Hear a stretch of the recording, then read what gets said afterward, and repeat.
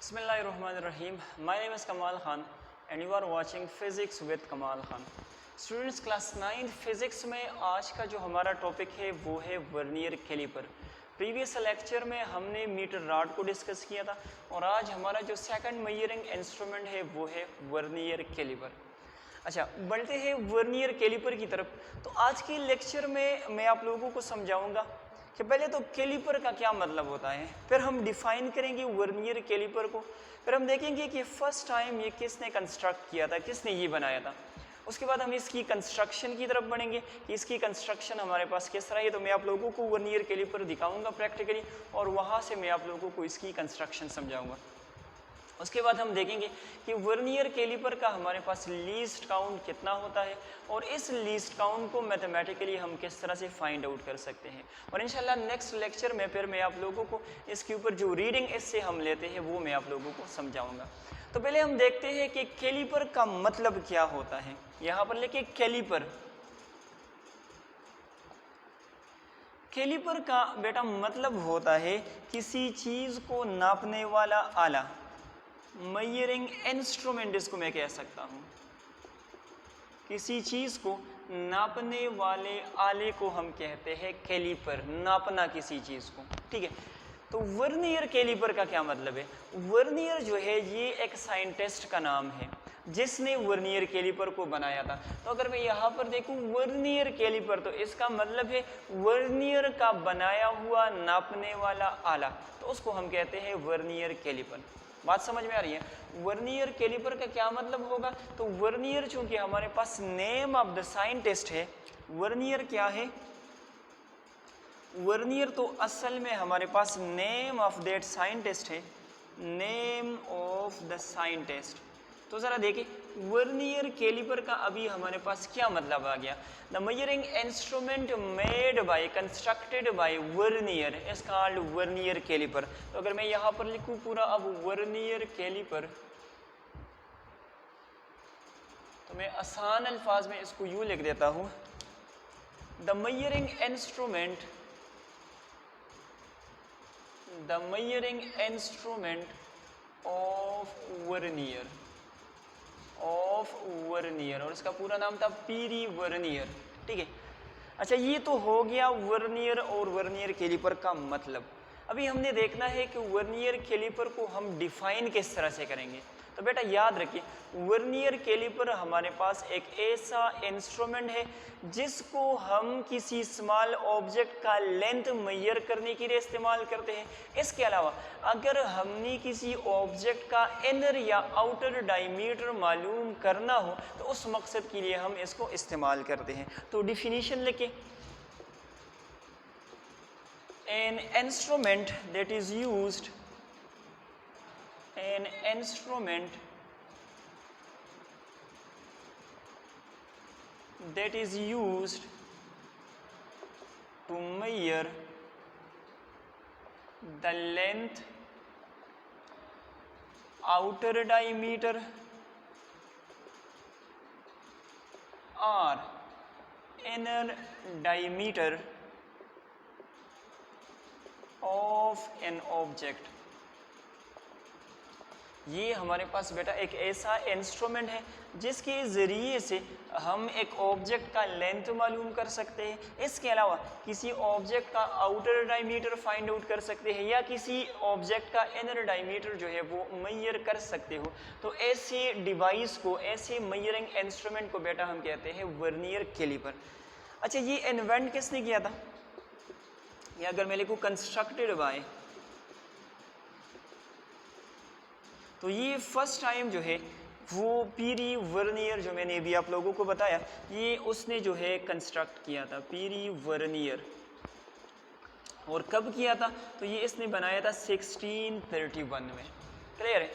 अच्छा, अभी इसके बाद आप लोगों ने बनाना होगा डायग्राम, आप लोगों ने इसका बनाना होगा डायग्राम। चूँकि मेरे पास यहाँ प्रैक्टिकली ये मौजूद है तो डायग्राम की बजाय मैं आप लोगों को प्रैक्टिकली इसको शो करवा देता हूँ। बेटा देखिए इस चीज़ को हम कहते हैं वर्नियर कैलिपर। इसको क्या कहते हैं? Vernier calliper. अच्छा, इसकी कंस्ट्रक्शन क्या है कि इसको अभी हम समझेंगे। तो पहले आप लोग ज़रा हेडिंग लगा ले कंस्ट्रक्शन। इसकी जो मेन पार्ट्स है इसको हम डिस्कस करेंगे। ज़रा देखिए बेटा, इसमें एक जो है ये जो मूव कर रहा है ये वाला, इसको हम कहते हैं वर्नियर स्केल। क्या कहते हैं? Vernier scale. और इसकी नीचे जो ये फिक्स्ड लगा हुआ है इसको हम कहते हैं मेन स्केल। इस नीचे वाले को बेटा हम कहते हैं मेन स्केल, और ये जो इसके ऊपर मूव कर रहा है इसको हम कहते हैं वर्नियर स्केल। क्लियर है? इस मेन स्केल के ऊपर जो है वो सेंटीमीटर, मिलीमीटर्स और इंचेस के निशानात लगे हुए हैं। मेन स्केल के ऊपर जो है हमारे पास सेंटीमीटर स्केल है, मिलीमीटर का स्केल है, और ऊपर जो है वो हमारे पास इंचेस वाला स्केल भी मौजूद है। लेकिन यहाँ पर जो हमारे पास वर्नियर स्केल है, आप लोगों को नज़र आ रहा होगा, ये जो वर्नियर स्केल है यहाँ पर, इसके ऊपर टोटल हमारे पास बेटा 10 डिवीजन्स हैं। कितने डिवीजन्स हैं? टोटल 10 डिवीजन्स हैं। क्लियर है? और इसमें हर एक डिवीजन जो है वो 0.9 मिलीमीटर के बराबर होता है। कितना होता है? 0.9 मिलीमीटर। अच्छा, यहाँ पर देखिए, इसको हम कहते हैं जॉज, इसको भी हम कहते हैं जॉज, जबड़े, घाखुना। ठीक है, इनको हम कहते हैं लोअर जाज। क्या कहते हैं बेटा? लोअर जाज। ठीक है, और इनको हम कहते हैं अपर जाज। अब इनका फ़ायदा क्या है? ये जो लोअर जाज है, इनके ज़रिए से हम किसी ऑब्जेक्ट का आउटर डायमीटर फाइंड आउट कर सकते हैं, और ये जो अपर जाज है इसके ज़रिए से हम किसी ऑब्जेक्ट का इनर डायमीटर जो है वो मालूम कर सकते हैं। इंशाल्लाह नेक्स्ट लेक्चर में मैं आप लोगों को समझाऊंगा कि किस तरह इससे हमने जो है रीडिंग्स लेनी है। अच्छा, ये वाला जो है इसको हम कहते हैं स्क्रू। इसका मकसद क्या होता है? अगर स्क्रू को हम लूज़ या टाइट करते हैं तो इसकी वजह से वर्नियर स्केल जो है वो लूज़ या टाइट होता है। अगर हमने किसी ऑब्जेक्ट को यहाँ पर फिक्स किया तो अभी हमें ये रिक्वायर्ड होगा कि ये जो वर्नियर स्केल है ये मोशन ना करे, तो इसको हम टाइट करेंगे तो ये वर्नियर स्केल जो है वो आगे पीछे की तरफ मूव नहीं करेगा। अगर हमने ऑब्जेक्ट को निकालना है, हमने इसको मोशन देना है, तो फिर इसको हम लूज़ करेंगे तो फिर ये आसानी के साथ जो है वो मूव करेगा। अच्छा, ये जो आप लोगों को नज़र आ रहा है इसको हम कहते हैं स्टेम। क्या कहते हैं? स्टेम। इस स्टेम को हम यूज़ करते हैं डेप्थ मेजरमेंट के लिए। स्टेम को हम यूज़ करते हैं डेप्थ मेजरमेंट के लिए।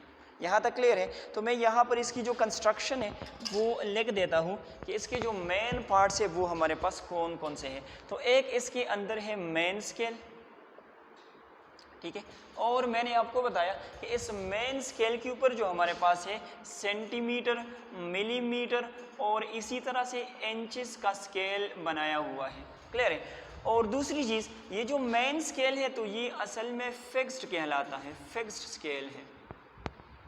क्लियर हो गया? अच्छा, सेकंड जो मैंने आप लोगों को बताई वो हमारे पास है वर्नियर स्केल। कौन सा? वर्नियर स्केल, जो कि मूवेबल था। इसके ऊपर मैंने आप लोगों से कहा कि उसके ऊपर टोटल डिवीजन जो है वो हमारे पास 10 है। कितने हैं? तो इसके ऊपर हमारे पास 10 डिवीजन्स हैं। क्लियर है? अच्छा, 1 डिवीजन जो है वो 0.9 मिलीमीटर के बराबर है, 0.9 मिलीमीटर। क्लियर हो गया? अच्छा, ये वाला जो स्केल था तो ये हमारे पास क्या था? मूवेबल स्केल था। इसको हम हरकत दे सकते हैं। So this is movable scale. I hope ये भी आप लोगों को क्लियर हुआ होगा। अच्छा, इसके बाद हमारे पास जाज है। इसके अंदर क्या है? जाज। तो ये जो जाज है ये 2 तरह के होते हैं। एक को हम कहते हैं लोअर जाज, लोअर जाज, और दूसरे को हम कहते हैं अपर जाज। ठीक है, एक लोअर जाज और दूसरे को हम कहते हैं अपर जाज। अच्छा, लोअर जाज जो है ये हम इस्तेमाल करते हैं to find the outer diameter. किसी ऑब्जेक्ट का बाहर से अगर हमने डायमीटर मालूम करना हो तो हम लोअर जाज का इस्तेमाल करेंगे। और अगर किसी ऑब्जेक्ट का हमने अंदरूनी, जिस तरह से फॉर एग्जांपल इसका मैंने अंदर से जो है डायमीटर निकालना है, मालूम करना है, तो इसके लिए फिर हम इस्तेमाल करते हैं अपर जाज को। तो ये इस्तेमाल होता है to measure the inner diameter. यहाँ तक सारा कुछ क्लियर है? अच्छा, इसके बाद जो मैंने आप लोगों को चीज़ दिखाई थी वो था स्क्रू। अच्छा, ये क्या करता है, अगर स्क्रू को हम टाइट या लूज करते हैं तो इसकी वजह से वर्नियर स्केल जो है वो हमारे पास फिक्स हो सकती है या मूवेबल हो सकती है। अगर हम स्क्रू को टाइट करेंगे तो जो वर्नियर स्केल है वो मूव नहीं करेगा। अगर हम इसको लूज करते हैं तो इसके बाद जो है इसको हम मोशन दे सकते हैं। अच्छा, लास्ट जो चीज़ मैंने आप लोगों को बताई वो था स्टेम। और स्टेम किस लिए यूज होता है, used for the measurement of depth. अगर हमने किसी चीज़ की जो है डेप्थ मालूम करनी है तो इसके लिए जो मेजरमेंट ऑफ डेप्थ, तो उसके लिए हम स्टेम का इस्तेमाल करेंगे। क्लियर हो गया। अच्छा, अभी हमने देखना है कि वर्नियर कैलिपर का लीस्ट काउंट कितना होता है और इसको हमने मालूम किस तरह से करना होगा। तो यहाँ पर हेडिंग लगा ली लीस्ट काउंट। लीस्ट काउंट, तो बेटा लीस्ट काउंट जो है वो मैंने प्रीवियस लेक्चर में भी डिफाइन किया था, लेकिन वो था मीटर राड के लिए। अभी हम इसको डिफाइन करेंगे वर्नियर कैलिपर के लिए। तो लीस्ट काउंट का मतलब होता है कि कम से कम ये कितना मेजरमेंट कर सकता है। ठीक है, तो यहाँ पर लिखिए द मिनिमम लेंथ, डायमीटर ये भी एक लेंथ है। ठीक है, the minimum length that can be measure, that can be measured accurately by vernier caliper। वो कम से कम लेंथ जो कि हम वर्नियर कैलिपर के ज़रिए से एक्यूरेटली मालूम कर सकते हो तो उसको हम कहते हैं least count of the vernier caliper. और बेटा याद रखिए वर्नियर कैलिपर का जो लीस्ट काउंट है वो हमारे पास 0.1 मिलीमीटर या इसको हम कहते हैं 0.01 सेंटीमीटर के बराबर होता है।